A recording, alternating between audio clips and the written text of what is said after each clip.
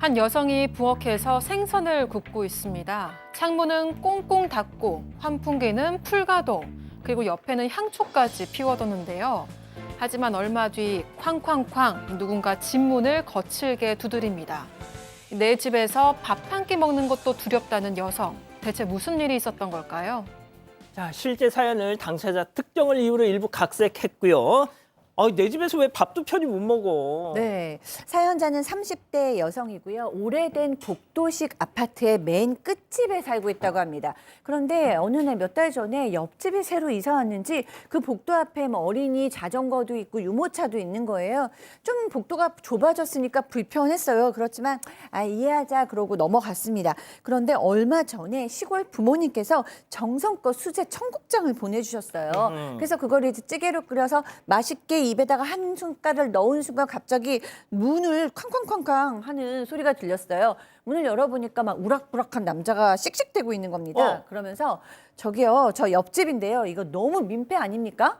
어떻게 같이 사는 아파트에서 이런 청국장을 끓여 먹습니까? 막 이러면서 화를 냈다고 합니다. 아니, 청국장이 어때서? 또 나름 이유가 있긴 했는데요. 아내가 임신 중이었다고 합니다. 그래서 우리 아내가 지금 임신 10주 차인데 입덧이 너무 심하다면서 지금 당신 청국장 냄새 때문에 아내가 쓰러지기 일보 직전이다 이렇게 얘기를 했대요. 여성이 듣고 황당해서 좀 그렇지만 죄송하다 사과를 했습니다. 아니, 그럼 아이도 낳기 전에 유모차부터 산 거예요? 네, 그 순간 옆집 문이 살짝 열리더니 옆집 여성이 얼굴만 빼꼼 내밀고 자기야 그만해 이렇게 얘기를 했대요. 그래서 좀 그래도 남편을 말려주는구나 생각하려는 순간에 자기야 그 집 문 여니까 냄새 더 나 빨리 그냥 와 이렇게 좀 퉁명스럽게 이야기를 했다고 합니다. 어쨌든 결국 여성이 사과를 했고 결국 청국장을 그냥 주변 사람들에게 나눠줬다고 합니다. 전 진짜 이 공용 공간에 유모차 놔두는 사람들 말이죠. 아니, 저희 집 앞에 사는 그 신혼부부가 2개나 갖다 놨어. 청국장은 참자.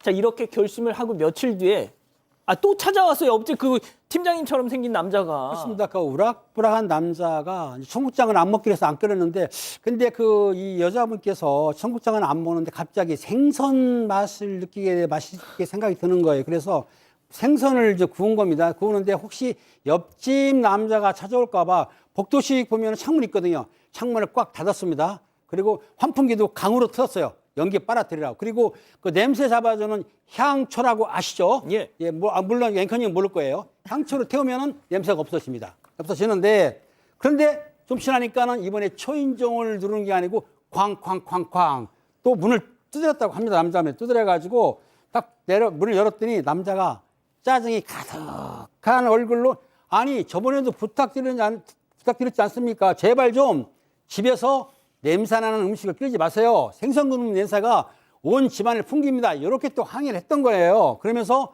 그 냄새 때문에 우리 임신한 아내가 어지러워 누웠습니다. 이렇게 항의를 하니까 여성분이서 그러면 내 집에서 생선도 굽지 못합니까? 이렇게 항의를 했어요. 뭐라 했냐면 이 남성이 아직 임신을 안 해봐서 모르는 모양인데 앞으로 7개월만 좀 참아주세요. 이렇게 당당하게 요구를 했던 것이죠. 뭘 참어. 그러니까요. 그래도 사실 좋았던 것 같아요. 이거 알겠다. 냄새 나는 거 안 하겠다. 그럼 뭐가 있겠습니까? 배달? 시켜 먹는 거죠. 아이고. 치킨을 좀 시켜서 먹었다고 합니다. 사연자분이 너무 착하다. 착해요. 치킨 배달을 했고 이제 배달이 오면 배달 완료 사진 오지 않습니까? 이걸 이제 밥 먹어야 되겠다. 밖에 나갔는데 치킨이 없는 겁니다. 왜? 그렇게 당연히 배달 완료됐던 사진이 왔는데 그래서 좀 이상해서 그 집 쪽으로 슬쩍 가가지고 초인종을 딱 눌렀는데 문이 열리면서 나온 모습이 좀 놀랍습니다. 왜요? 닭다리를 하나 들고 나옵니다. 오른손에. 예, 하필이면 치킨이에요. 후라이드 치킨. 내가 시켰던 거 똑같은 종류의. 그래서 뭔데 이거 왜 네가 이걸 듣고 있노? 하니까 하는 말이 나도 우연찮게 그 시점에 치킨을 시켰고 우리 건데 그래가지고 가져갔다 이러는데 치킨 브랜드 다 다르지 않습니까? 그래 좋다 그래 먹어라 다 잘 먹어라. 반말을 했어요? 아니요, 제가 이제 그 입장에서 그래 네가 시켰으니까 드세요. 27,000원 주시겠습니까? 우리 치킨값 얘기하니까 25,000원 줬다고 해요. 왜요? 그러니까 현금이 이거밖에 없다라고 했습니다. 야, 이건 너무 막무가내다 진짜. 아니 그런데 앞서 그 사파 다시 한 번만 좀 보여주세요. 그 사파 속 남성의 옷차림, 자 물론 집이니까 편하게 입을 수 있어. 자 그런데 문제는 바깥에서도 편했어. 아, 그러니까요. 이 남성이 그 현관문을 활짝 열고 가끔 이제 이 현관문 앞에서 분리수거를 정리하는데 현관문에 있다가 막 복도도 저렇게 속옷 차림으로 나와가지고 활보를 하는 거예요. 왜냐 끝집이니까 그 두 집만 보일 수 있잖아요. 복도도 저렇게 속옷 차림으로 활보를 하는데 이 여성이 딱 눈을 맞추면 너무 민망하잖아요. 맞아. 그래서 빨리 이렇게 막 뛰어가듯이 피하는 거예요. 근데 이 모습을 적어도 일주일에 한 번은 본다고 합니다. 근데 여기서 또 이 남성만 이런 행동을 하는 게 아니라 이 집의 여성도 좀 이상해요. 왜냐하면 이 집에 지금 어린아이가 하나 있습니다. 둘째를 임신한 그렇구나. 거예요. 개유모차구나. 네, 어린애가 이제 어린애 유모, 그러니까 둘째의 유모차고 첫 번째 아이의 자전거가 있는데 그 아이랑 같이 엘리베이터를 타고 딱 만났는데 뭐라 그러냐면요. 우리 딸이 유튜브를 봤는데 그 속도가 좀 너무 느려서 그런데 그 옆집 와이파이 좀 공유해 줄 수 있어요? 비밀번호가 뭐예요? 이렇게 물어보는 거예요. 너무 어이없잖아요. 그래서 딱 거절을 했더니 그냥 얼굴이 너무 험악하게 변했다고 합니다. 자 이렇게 와이파이 비밀번호를 거절한 그 후폭풍이 엄청났다면서요. 네, 하루는 경비실에서 전화가 와서 개 짖는 소리 때문에 항의가 들어왔다 이렇게 얘기를 했습니다. 그런데 여성은 개를 안 키우거든요. 근데 방금 전까지 강아지가 나오는 유튜브 영상을 보고 있었다고 합니다. 소리도 크지 않았고 좀 20분 정도만 본 건데도 개를 키운다면서 옆집에서 거짓말로 항의를 한 거였습니다. 또 여성이 야근한 다음 날에도 옆집 남성이 찾아와서는 좀 잠자는 시간은 예의를 지켜달라. 어젯밤 12시 넘어서 문 닫는 소리 때문에 아내가 자다가 깼다. 이렇게 또 항의를 했습니다. 여성은 결국 나도 그쪽 집딸이 우는 소리 쿵쿵거리는 거 다 참았는데 해도 너무하는 거 아니냐 이렇게 결국 따졌다고 합니다. 아, 진짜 이러다가는 숨 쉬는 것까지 숨 좀 쉬지 마세요 이럴 것 같아 진짜. 자, 이 아내 지킴이 옆집 남자 역할에는 박지훈 변호사, 나 예민해. 이 옆집 여자 역할엔 박상희 교수, 그리고 사연자 역할 백다희 아나운서. 자, 별별 극장 레디 액션. 가자, 진짜 좀 부탁 좀 드릴게요.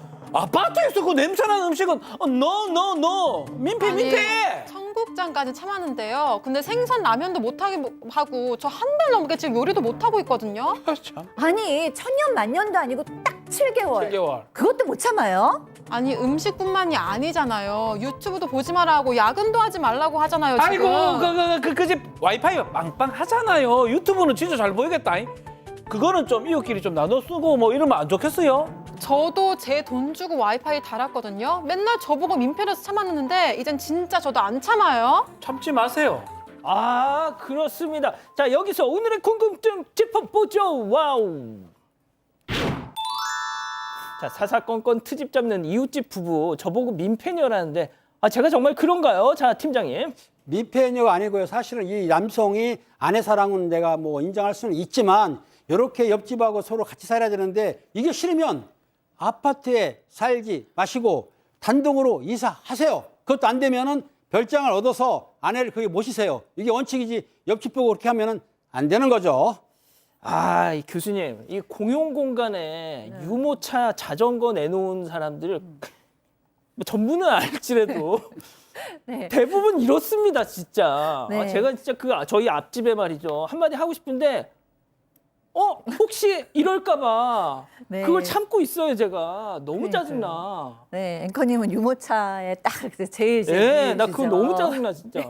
네, 어쨌든 제가 봤을 때는 오늘 이 사연 하신 분은 민폐녀가 아니고 피해녀죠. 맞아. 하나하나 지금 다 봐도 이분은 잘못한 게 없어요. 청국장 먹은 것도 잘못 아니고 생선도 잘못 아니고 외근하고 늦게 오는 것도 잘못 아니고 뭐 잘못한 게 하나도 없어요. 근데 반면 저쪽은 뭐 와이파이를 공유해 달라 뭐 그다음에 유모차 얘기도 안 하고 하는 거 그다음에 막 속옷 차림으로 나오는 거 막 꽝꽝 소리 내는 거 뭐 너무 다 그쪽이 문제거든요. 그래서 민폐는 절대 아니고요. 이제 문제는 이 사람들하고 어떻게 같이 살 것인가. 그냥 저 같으면 끝까지 내가 권리를 주장하고 그들이 뭐 하지 말라 그래도 저는 밤까지 일할 수밖에 없습니다. 그렇게 그리고 제가 생선을 안 먹으면 뭐를 먹냐 그럼 먹을 거 주세요. 이렇게 얘기하면서 버텨나갈 것 같기는 한데 여성분 혼자라서 얼마큼 또 이거가 이 스트레스를 참을 수 있을지 좀 걱정스럽습니다. 박 변호사님, 네. 나중에 이제 출산을 하면 애 우는 소리 때문에 시끄러워 죽겠어 해야 돼.